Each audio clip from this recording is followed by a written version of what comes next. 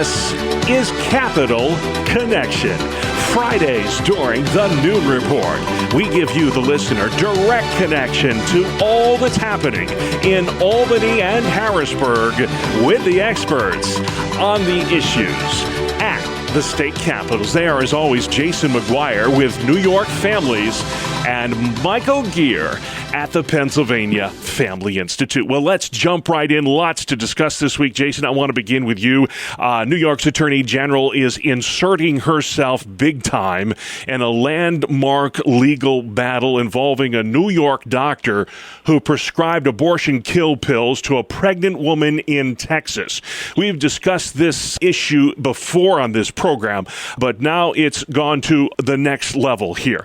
What is going to come of this case, which really tests the limits of that SHIELD Act or SHIELD law in New York? Yeah, this is an interesting case to watch because I think that now that New York State Attorney General Letitia James has weighed in against what's happening with Texas and their Attorney General, it's creating a scenario that may force this all the way to the Supreme Court. And I don't know that that's going to bode well for New York. New York wants Texas to respect states' rights in a New York doctor mailing abortion drugs into the state of Texas.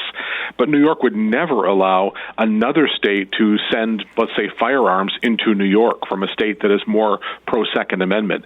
And so it's going to be a difficult case for the Attorney General to make, and the ramifications may backfire on her. All right, well, we're talking about this issue, Michael. Every day in Pennsylvania, 100 babies are lost to the abortion holocaust, which is still happening despite the overturn of Roe v. Wade. You are going to be shining the light big time on this issue a week from Monday, September 22nd. It's the 5th annual Pennsylvania March for Life, one of the largest rallies there is in Harrisburg. What's the message you hope to send to state lawmakers and the governor? Well, I just first have to say, hearing you say those words, 100 babies are lost to abortion every day in Pennsylvania, just lands on me horrifically for people to just grasp that. And that's why we march, because of the death toll that we're seeing.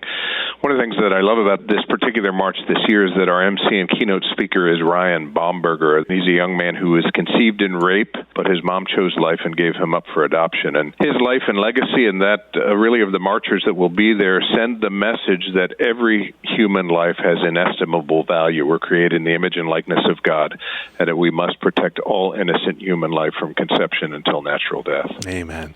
And again, there's information on your website if you want to take a bus trip to the Capitol. All that's online. We'll give that at the end. But Jason, let's talk about marijuana. I know we beat this drum a lot, but just read an article. We still got a ways to go in 2025, and already the state has raked in over $1 billion, with a B as in basketball B, dollars in marijuana sales. It's a huge cash cow.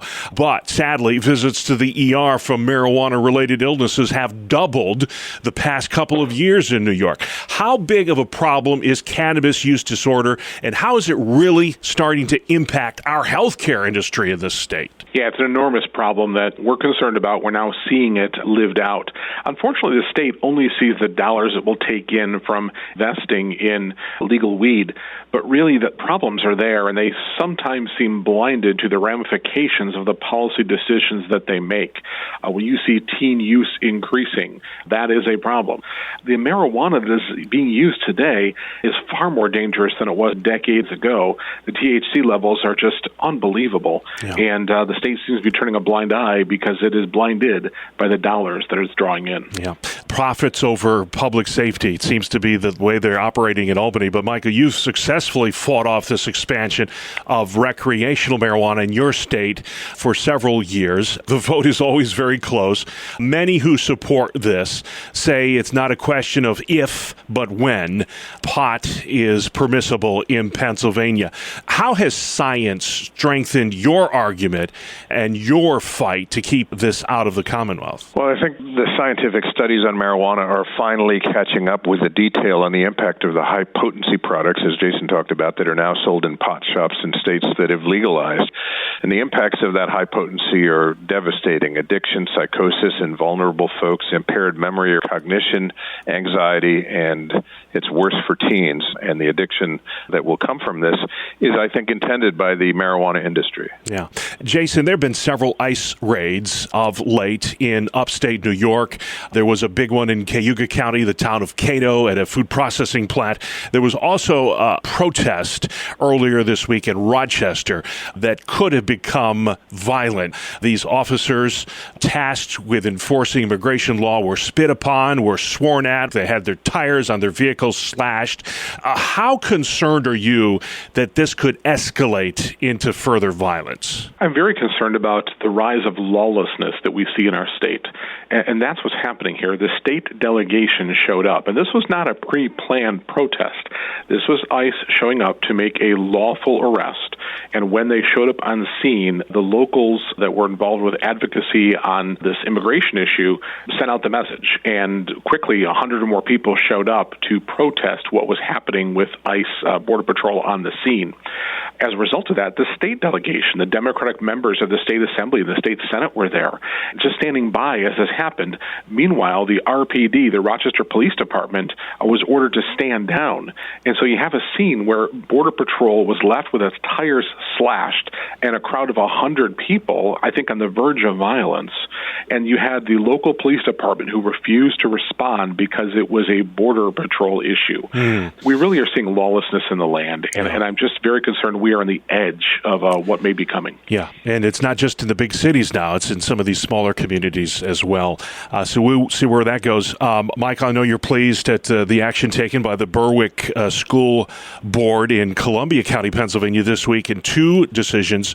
They've protected privacy rights at schools. Transgender students cannot use the restrooms of the opposite sex, whether it's shower facilities or the like. And those who adhere to this lifestyle must get written permission from their parents before they can be referred to as their preferred pronoun. What's your reaction to what the Berwick School Board did this week? Well, I applaud what they did, and I would say simply that the adults are starting to act like adults in these decisions that are being made. I mean, if we look 8 or 9 years ago, there were students in Missouri that were walking out of school because they were not being protected. They didn't like that invasion of privacy, and we've seen that in Pennsylvania. And so now to have school districts like we see there in Berwick and taking a stand to protect the privacy of students is something we certainly applaud. All right. Jason, you recently finished serving a 53-day jail sentence for a $1,300 clerical error that happened several years ago when you were the chairman of the Livingston County Conservative Party. Most people looking at this on the outside would say, how unfair is this? My question to you, now that you're on the other side of this, is how has this entire ordeal changed you? Well, I think on the positive side, if we look for the silver lining for a moment, my faith has become more real. It's always been a very important part of my life. You know, I surrendered to the Lordship of Christ decades ago. But, 38 years into my relationship with Him, my faith reached a new level, just being challenged as I went through that experience. And I believe I was politically targeted for my beliefs. Yeah. And so now we're going to pivot and begin to look at justice issues in our state and how to hold lawfare accountable in New York. Yeah. And then, Michael, we'll end with you. The Friends of the Family Banquet is a big thing for the PA Family Institute, fast approaching Saturday, October 11th at Hershey Lodge. The guest speaker is a guy that some of us may recognize, none other than Florida's Governor Ron DeSantis.